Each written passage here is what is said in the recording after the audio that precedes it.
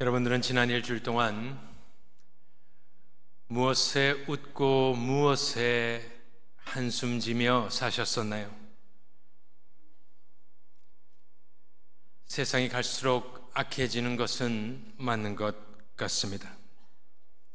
그러니 요즘처럼 핸드폰으로 모든 것을 하는 이 시대에 우리는 다른 것에 관심을 많이 갖고 삽니다.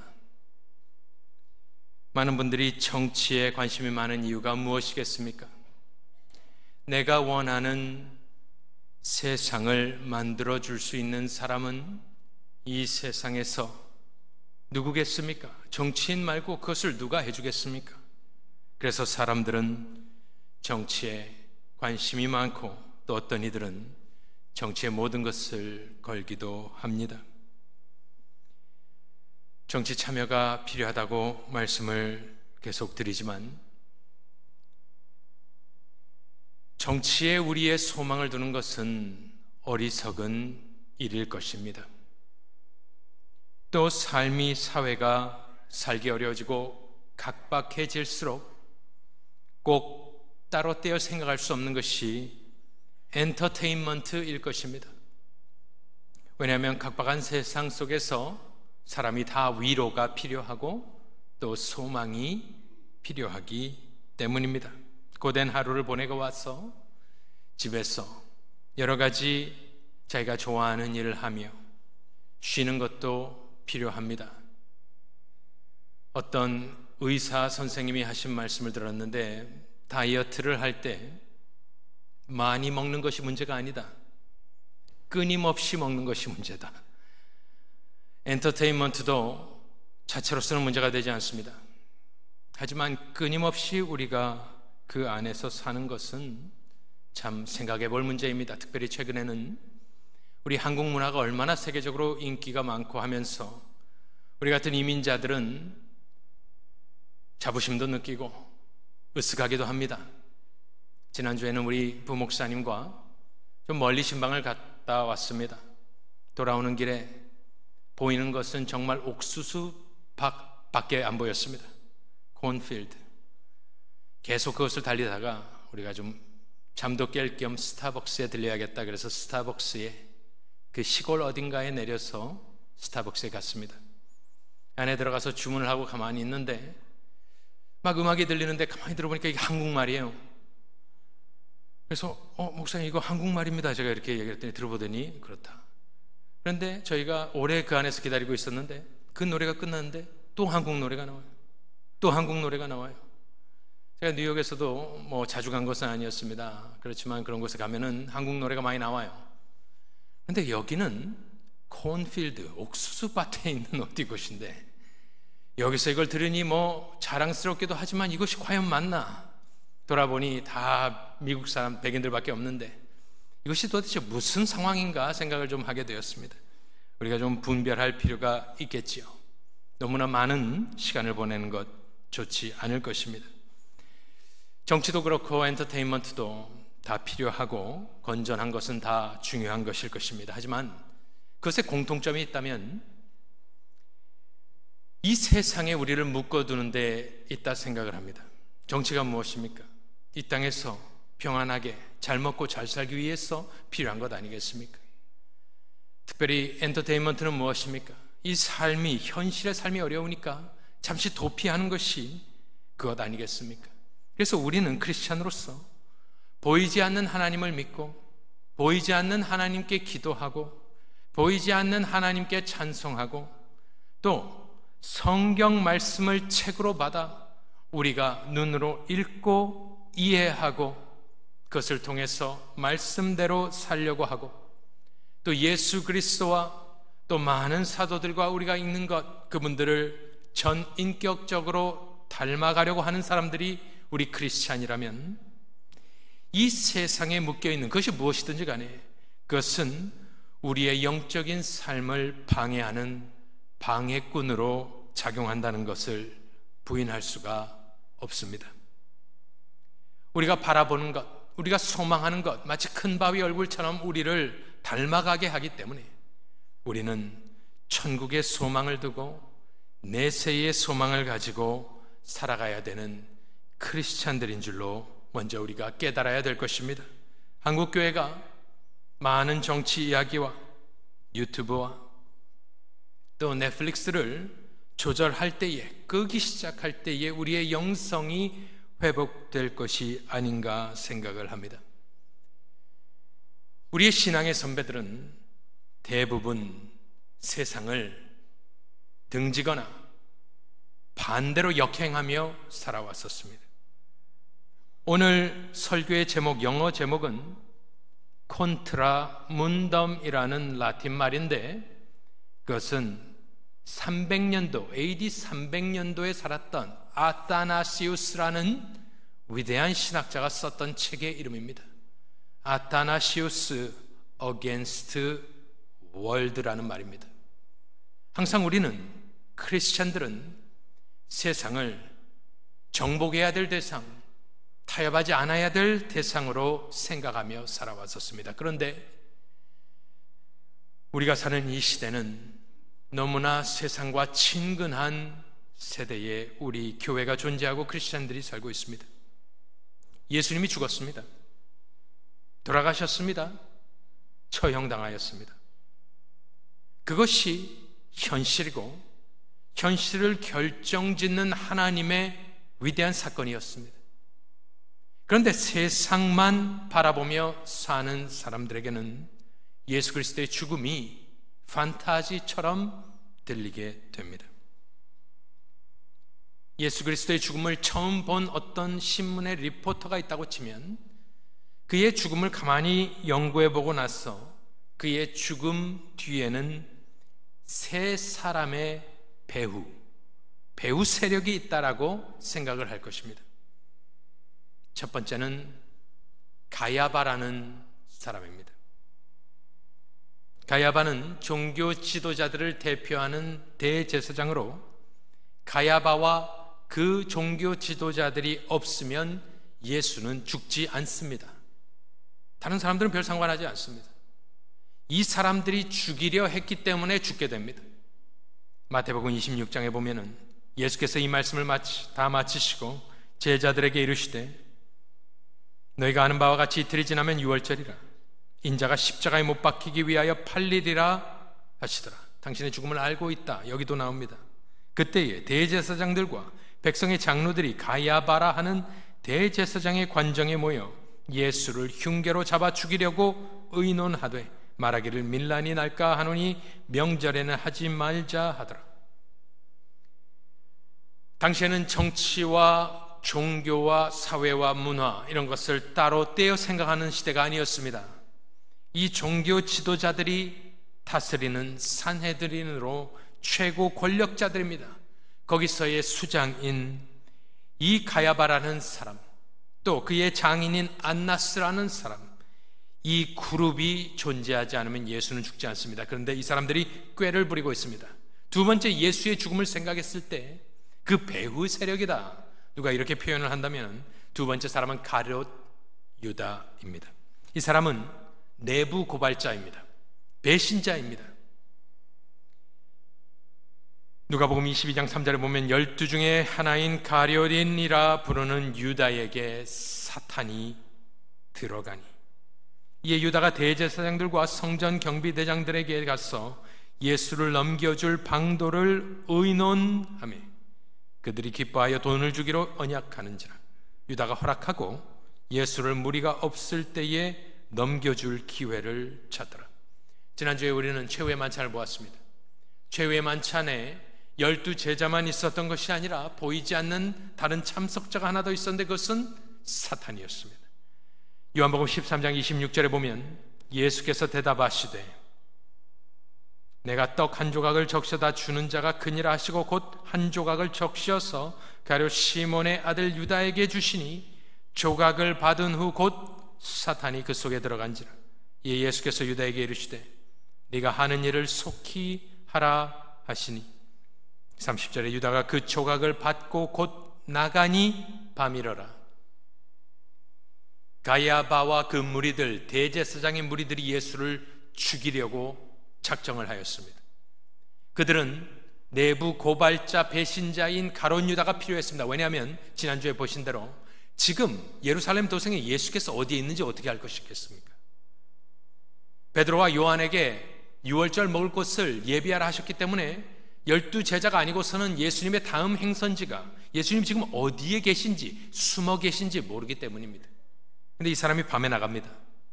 다음에 이 사람이 등장할 때는 예수님을 잡으려고 군사를 이끌고 와서 겟세마네에서 기도를 마치신 예수를 잡게 하는 사람, 바로 이 사람인데 그 배후에는 영적인 존재가 있었습니다. 마지막으로 예수의 죽음을 가능하게 했던 사람, 첫 번째는 가야바, 두 번째는 가룟 유다, 세 번째는 본디오 빌라도입니다. 아무리 그들이 작정을 했어도 로마 정부가 지금 이 세상을 다스리고 있는 시대이기 때문에 사형을 언도할 수 있는 권세자는 오직 한 사람, 로마 정부의 대변인이었던 본디오 빌라도입니다. 그는 비겁하였습니다. 자신만을 생각하였습니다. 요한복음 19장 12절에 보니까 이러함으로 빌라도가 예수를 놓으려고 힘썼다 되어 있습니다.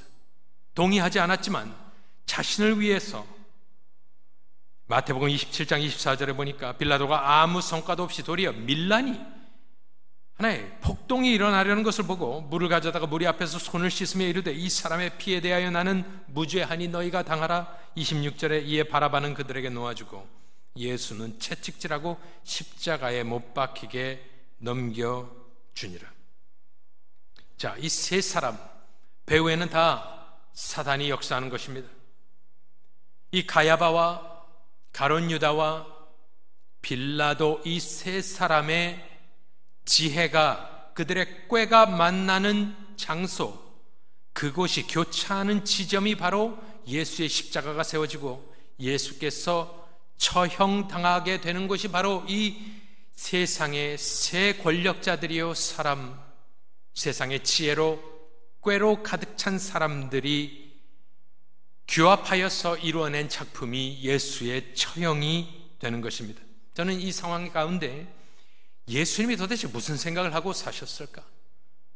예수님은 자신을 옥죄어 오는 이 무리들, 점점 다가오고 죽음이 다가오는 이 상황 가운데 이 세상 사람들을 향하여 예수님은 어떻게 반응하시고 대항하셨고 싸우셨고 이 상황을 걸어가셨는지 그것을 보고 싶은 것입니다. 예수께서는 정치적으로 이 상황을 풀지 않았고 또한 타협하지도 않았습니다. 죄악된 세상의 가장 악함은 하나님의 아들을 죽인 것 아니겠습니까? 그 상황 가운데 예수님은 어떻게 하고 계셨는가? 저는 평소에 그냥 예수님께서 희생양이 되셨다라고 생각을 하였습니다. 그렇지 않습니까? 예수님이 지금 할 수 있는 게 뭐가 있습니까? 예수님은 그냥 잡혀서 신문당하시고 죽으셨습니다. 어떤 의미에서는 피해자라고 볼 수도 있겠습니다. 희생양일 뿐입니다. 어떤 힘도 능력도 없었습니다. 아니, 사용하지 않았습니다. 그런데 지난주에 누가복음 22장을 좀 준비하는데 거기까지 가는 과정을 좀 보고 있는데 어떤 신학자가 무슨 말을 딱 하냐면은 이 모든 상황 가운데 예수님께서 모든 상황을 컨트롤하고 계셨다라는 참으로 묘한 말을 한 신학자가 하였습니다. 저는 성찬식 그것을 준비하고 설교를 해야 되기 때문에 금방 넘어갔습니다. 그런데 그 알쏭달쏭한 말이 계속 생각이 나는 겁니다. 아니, 예수님이 희생자지, 지금 여기서 빅팀이지, 이 사람들이 죽이려고 작정하고 달려들어 예수를 죽이니 예수는 그냥 어린 양으로 죽는 거지, 이 상황을 어떻게 예수님이 컨트롤할 수 있단 말이냐 속으로 생각하면서 있었는데 오늘 본문 말씀이 생각났습니다. 보여주시면, 하나님의 어리석음이 사람보다 지혜롭고 하나님의 약하심이 사람보다 강하다. 저 말씀이 예수님의 현재 상황을 설명해 줄 수 있는 구절이 아닌가 생각하게 되었습니다. 지금 가야바 대제사장, 우린 그냥 대제사장 그러면 별로 심각하게 생각을 하지 않습니다만은 뭐 대통령 같은 사람입니다. 그 당시에 사내들의 우두머리입니다. 대단한 사람이에요. 가야바와 가룟 유다 얼마나 교활합니까? 본디오 빌라도 얼마나 비겁합니까? 악랄하고 교활하고 비겁한 이 세상의 권세자들, 권력자들의 세 사람의 지혜에 대해서, 그들의 힘에, 권세에 대항하여 예수님은 무엇을 택하였는가? 그것을 생각했을 때 예수님은, 저 구절로 그것을 설명한다면 예수님은 하나님의 어리석음을 택하였고 하나님의 약하심을 택하여 결국에는 예수님만 혼자 승리하시게 되었습니다. 가야바도, 유다도, 빌라도도 모두 다 패배자가 되었습니다. 성경에는 정확하게 나오지 않지만 그들이 천국에 갔겠습니까? 예수님은 그 악랄한 세 사람으로 표현을 했습니다마는 세상의 지혜와 힘 앞에서 무슨 초이스를 하셨느냐?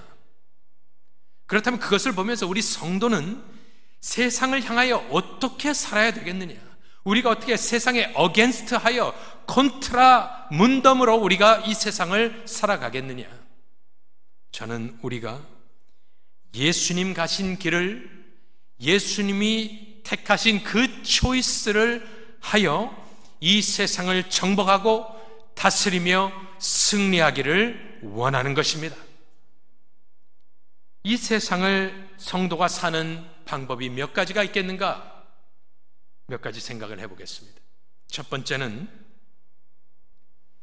이 세상의 지혜와 권모 술수를 압도할 수 있는 최고위, 가장 높은 위치에 가는 것입니다. 그곳에 가면 내 위에 아무도 없습니다. 그러면 나는 나의 선한 영향력을 마음껏 펼쳐보겠다. 우리 크리스찬이 가장 동경하는 것입니다.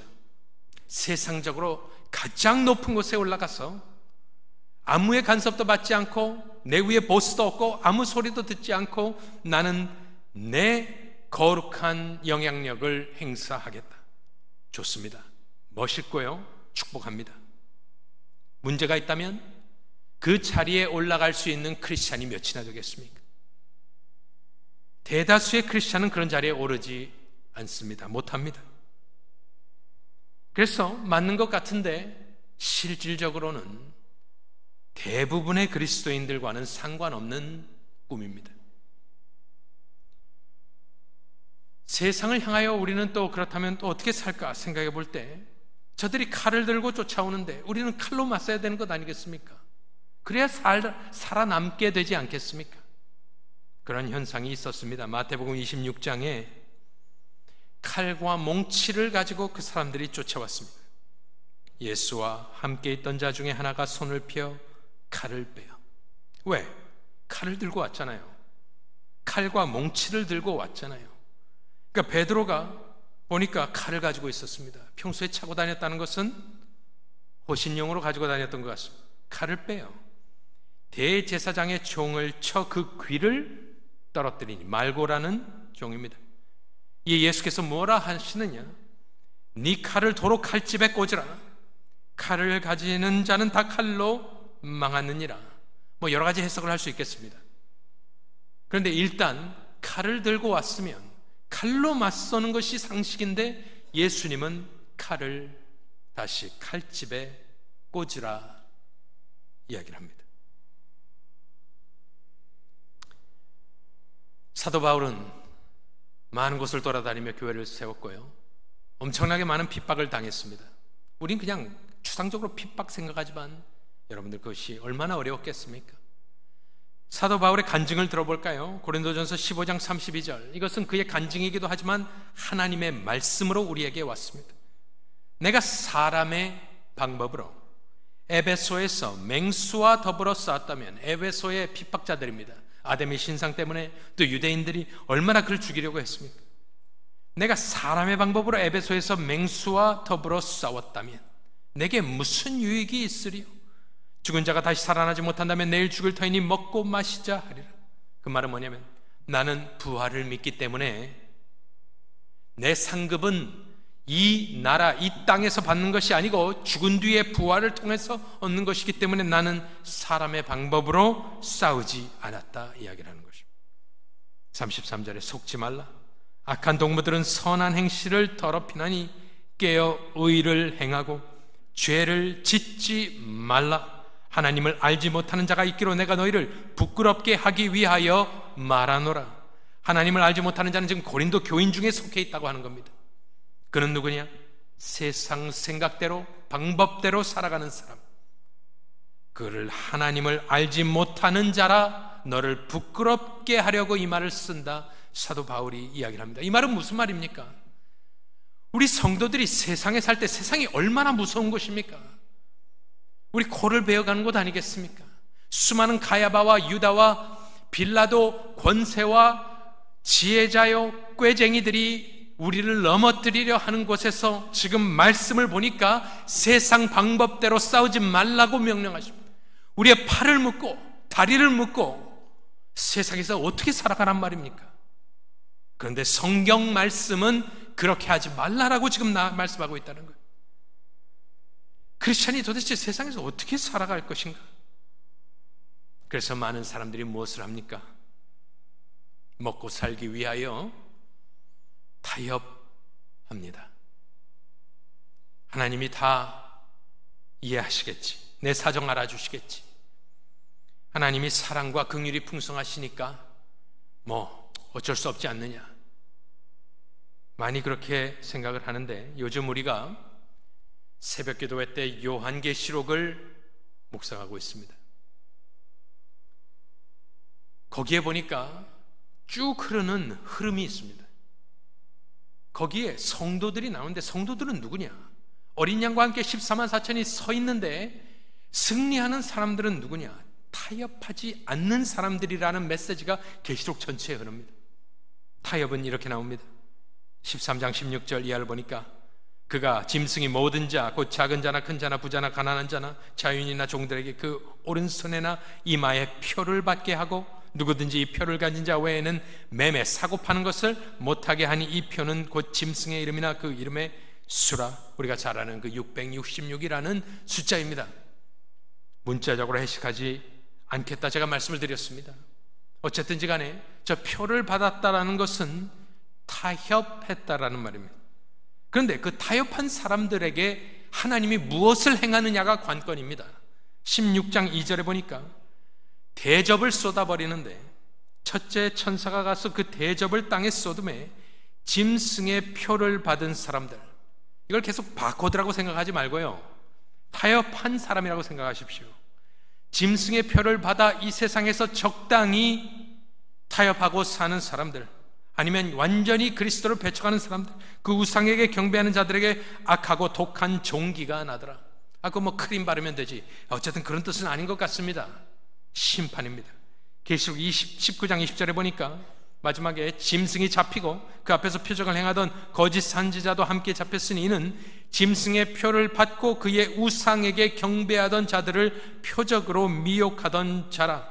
하나님은 그 대표자들을 뭐 어떻게 합니까? 이 둘이 산채로 유황불 붙는 못에 던져집니다. 영적인 존재들. 하나님은 가만히 놔두지 않습니다. 마지막으로 계시록 21장 8절에 보니까 그러나 두려워하는 자들은요, 예수를 믿지만 세상 권세가 두려워 타협한 사람을 이야기합니다. 두려워하는 자들과 믿지 아니하는 자들과 흉악한 자들과 살인자들과 음행하는 자들과 점술가들과 우상 숭배자들과 거짓말하는 모든 자들, 하나님이 어떻게 하시느냐? 불과 유황으로 타는 못에 던져지리니 이것이 둘째 사망이라. 계시록을 보니까 성도의 타협에 긍휼을 베풀어 주지 않고 성도의 타협에 심판으로 응대하시는 하나님이 나옵니다. 오늘 우리가 예배 초에 읽었던 말씀처럼 하나님을 두려워하는 게 사라진 이 세상입니다. 성도들도 하나님을 두려워하지 않고 교회도 하나님을 두려워하지 않고 직분자, 목사들도 하나님을 두려워하지 않습니다. 타협을 쉽게 생각합니다. 그러다 보니 계속 계시록에 나오는 사람들이 누구냐? 순교자들이 나옵니다. 성도는 어떻게 싸울 것이냐? 세상의 칼에, 세상의 지혜에 목숨을 내려놔 버리는 겁니다. 그리고 그들이 웁니다. 울부짖습니다. 그들이 기도합니다. 탄원합니다. 그리고 하나님의 때에 하나님께서 심판을 하시는 모습을 보면서 순교자들이 왜 순교했을까요? 여러 가지 이유가 있을 것입니다. 그런데 그 중에 하나, 우리가 잘 생각하지 않는 부분이 이런 것 아닐까요? 하나님은 나의 배교를 영원한 불로 심판하실 것이다. 차라리 내가 여기서 죽는 것이 낫지, 영원히 불못에 빠지거나 영원히 하나님의 진노와 심판에 빠지는 것, 그거보다 차라리 죽는 것이 낫지 않냐? 그래서 죽었던 거 아닐까요? 천국을 사랑하고 사모한 것, 물론 그런 것도 있었겠습니다만은 심판자 하나님을 두려워했기 때문에 그 앞에 있는 맹수요, 칼이요, 톱이요, 이런 것을 두려워하지 않았던 것 아닐까요? 하나님이 더 무서웠기 때문에. 우리는 하나님을 무서워하지 않는 이 세대에 살고 있는 것입니다. 여러분들, 우리가 어떻게 살아야 될 것인가? 가만히 지금 말씀들을 보니까 예수님은 자신을 옥죄어 오는 그 상황 가운데 세상과 타협하지 않았습니다. 정치인들을 활용하지 않았습니다. 선동가가 되어서 자신을 따르는 무리들과 봉기를 일으켜 목숨을 부지하지 않았습니다. 그가 택한 길은 무슨 길이냐? 지금 성경에 나온 여러 사람들처럼 예수님이 가신 길은 하나님의 어리석음을 택하였고 하나님의 약하심을 택하였습니다. 그런데 승리할 수 있었던 것은 하나님의 어리석음이 사람보다, 가야바요, 유다요, 빌라도의 지혜보다, 하나님의 어리석음이 그들의 지혜보다 지혜로웠고, 하나님의 약하심, 예수님은 발가벗겨져 십자가에 정말 비참하게 희생자처럼, 빅tim처럼 돌아가셨습니다. 인간적으로 생각하면. 그런데 그의 약하심이, 하나님의 약하심이 사람보다, 사람이 얼마나 무섭고 두렵습니까? 하지만 하나님의 그 약하심이 세상을 이기고 사람의 강함을 부시고 예수 그리스도는 승리하는 것을 볼 때에 저는 성도가 그렇게 살아야 되는 것 아닌가 생각하게 되었습니다. 세상을 향하여 칼을 뽑을 수도 없고, 세상을 향하여 세상의 방법대로 싸울 수도 없고, 세상을 사랑하거나 타협할 수도 없고, 복음서와 계시록 모든 곳을 아무리 찾아봐도 세상과 친구처럼 지내라는 말은 없고, 그러면 세상과 맞서 싸워야 될 것인데 어떻게 싸울 것이냐? 부활을 믿고 이 시대에 이 땅에서 받는 복이 나의 하나님의 리워드가 아니라 나의 리워드는 천국에서 영원한 부활 가운데, 즉 이 땅에 소망을 두지 않는 성도가 진짜 성도고, 이 땅을 소망하지 않는 교회가 진짜 교회인 줄로 여러분들이 믿으셔야 됩니다. 이 세상을 미워해야 됩니다. 세상을 우습게 여겨야 됩니다. 그런데 이 세상이 너무나 즐거운 것 아니겠습니까? 너무나 볼 것, 먹을 것, 마실 것, 여행할 것, 즐길 것이 많기 때문에 세상을 놓지 못하는 이 시대에 우리가 살기 때문에 많은 교회가 머리 깎인 삼손처럼 노예가 되어, 세상의 노예가 되어 바로와 빌라도의 권세에 눌려 눈칫밥 먹으며 이 세상에서 영화를 누려보겠다고 부와 영화와 세상의 성공과 칭송을 받아보겠다고 사는 것이, 그것이 하나님께 죄송하다는 말씀입니다. 그것이 성경의 메시지가 아니라는 말씀입니다. 교회가, 여러분들이 이곳에 와서 위로가 있지만 위로받고 내 꿈을 이루어지는 것이 교회가 아니고 복음이 아니고 하나님이 아닌 것입니다. 그렇게 살았던 사람들이 많이 있지만 우리가 잘 아는 다니엘의 세 친구 이야기를 하고 마치겠습니다. 언제 마지막으로 여러분들 다니엘과 세 친구 이야기를 직접 눈으로 읽어보셨는지요? 읽어보겠습니다. 느부갓네살 왕이, 3장 1절입니다. 느부갓네살 왕이 황제입니다. 전 세계를 다스리는 신과 같은 존재입니다. 느부갓네살 왕이 금으로 신상을 만들었으니 높이는 60규빗이요 30m 혹은 90피트입니다. 너비는 6규빗이라. 그것을 바벨론 지방의 두라 평지에 세웠더라. 느부갓네살 왕이 사람을 보내어 총독과 수령과 행정관과 모사와 재무관과 재판관과 법률사와 각 지방 모든 관원을 느부갓네살 왕이 세운 신상의 낙성식에 참석하게 하며 그 세상에 그 당시에 유명했던 사람들, 권력자들 다 불러 모았습니다. 3절에 예, 각 지방의 모든 관원이 느부갓네살 왕이 세운 신상의 낙성식에 참석하여 느부갓네살 왕이 세운 신상 앞에 선이라. 선포하는 자가 크게 외쳐 이르되 백성들과 나라들과 각 언어로 말하는 자들아, 왕이 너희 무리에게 명하시나니 너희는 나팔과 피리와 수금과 사면금과 양금과 생황과 및 모든 악기 소리를 들을 때에 엎드려 느부갓네살 왕이 세운 금 신상에게 절하라. 누구든지 엎드려 절하지 아니하는 자는 즉시 맹렬히 타는 풀무불에 던져 넣으리라 하였더라. 모든 백성과 나라들과 각 언어를 말하는 자들이 나팔과 피리와 수금과 사면금과 양금과 및 모든 악기 소리를 듣자 곧 느부갓네살 왕이 세운 금 신상에게 엎드려 절하니라. 여러분들이 그 자리에 있었으면 어떠했겠습니까? 저는 이 말씀을 읽으며 제가 이것과 거의 비슷한 경험이 한 번 있었습니다. 거의 비슷한. 제가 텍사스에서 고등학교를 다닐 때에, 기숙사 생활을 할 때에, 거기는 아주 시골이었습니다. 그래서 할 게 없습니다. 그런데 온 동네 사람들이 모이는 이벤트가 하나 있는데 1년에 딱 한 번. 그것이 무슨 이벤트인지 혹시 아시겠습니까? 거기는 칼리지 스테이션으로 텍사스에서 대학교가 있습니다.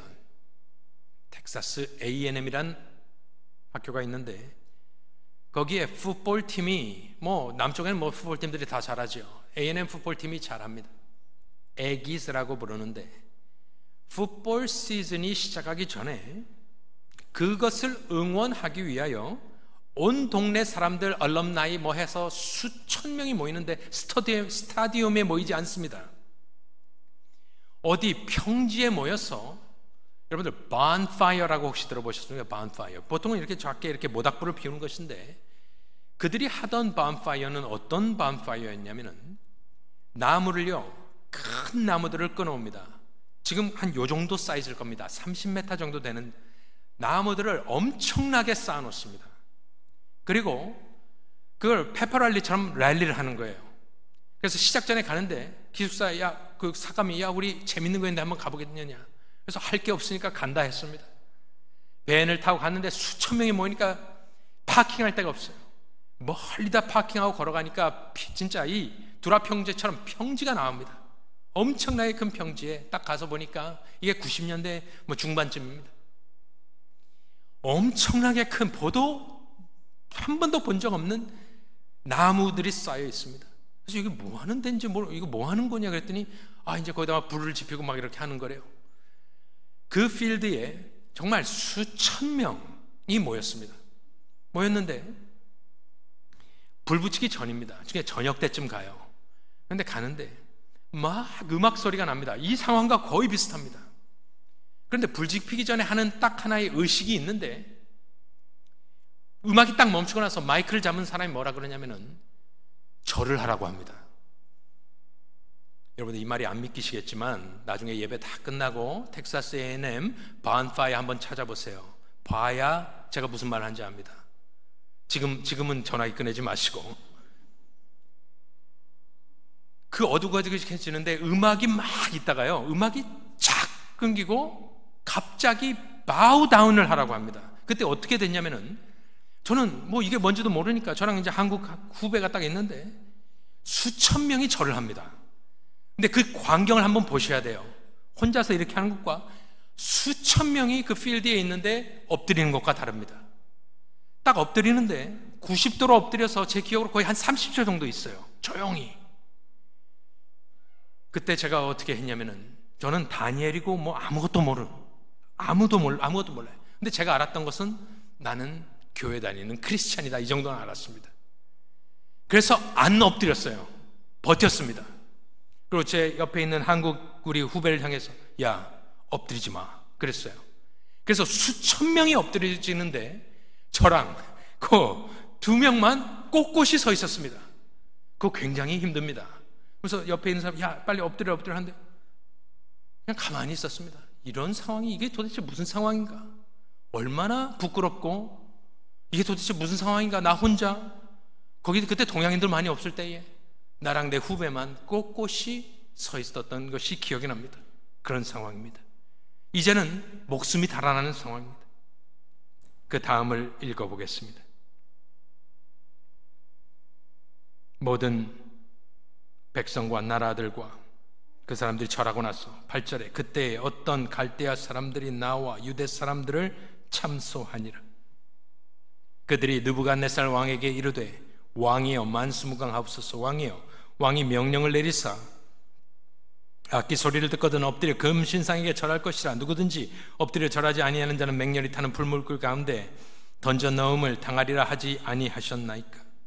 이제 유다 사람 사드락과 메삭과 아벳느고는 왕이 세워 바벨론 지방을 다스리게 하신 자이거늘, 왕이여, 이 사람들이 왕을 높이지 아니하며 왕의 신들을 섬기지 아니하며 왕이 세우신 금신상에게 절하지 아니하나이다.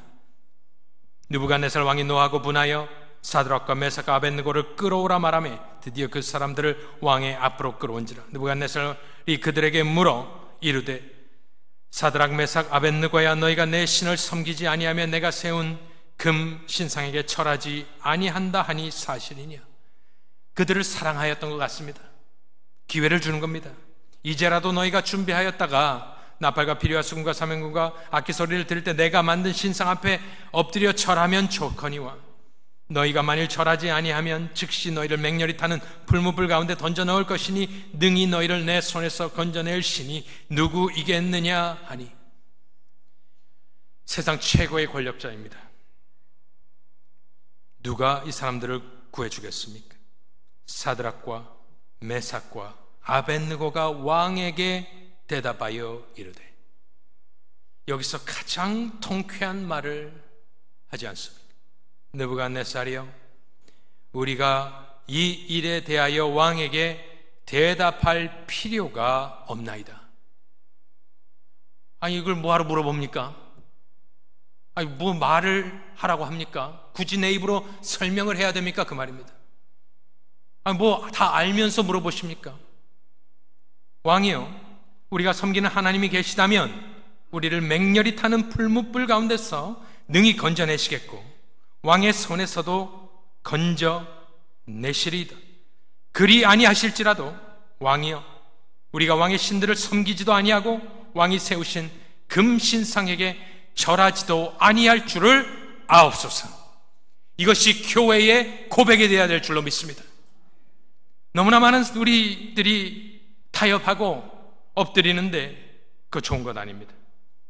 하나님 기뻐하지 않습니다. 그 복잡한 상황 가운데 이 세 친구들은 무엇을 생각했을까요? 나의 미래, 나의 가족, 나의 위치, 나의 연금, 나의 권세, 나의 젊음, 나의 인생. 이 사람들은 최고의 위치에 있는 사람들이기 때문에 모든 것을 누리는 사람들입니다. 포로로 시작했지만 포로자들과 다른 인생입니다. 어떻게 여기까지 왔는데?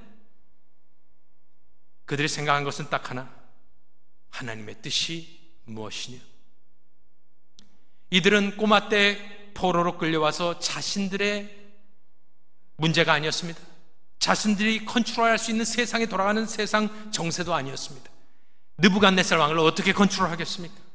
여러분들이 우리가 세상을 어떻게 컨트롤하고 우리가 가야바를, 가룟 유다를 우리가 어떻게 본디오 빌라도를 컨트롤하겠습니까?